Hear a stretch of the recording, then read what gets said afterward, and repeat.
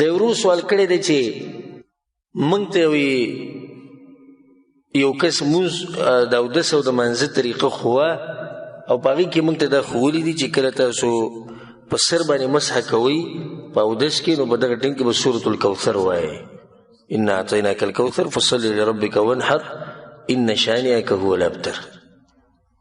نو دا ورور وایي چې نن سبا خلک په دې باترومونو کې اودس کوي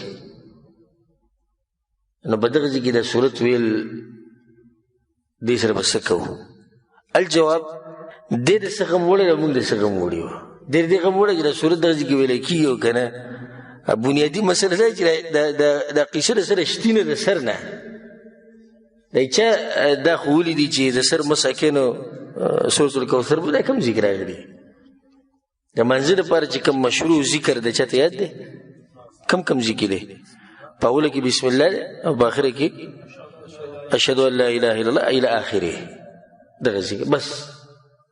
نور ذکر د اودس دپاره نشته او د هر اندام دپاره دا بعض خپل ذکر دی دا هم نشته والله اعلم.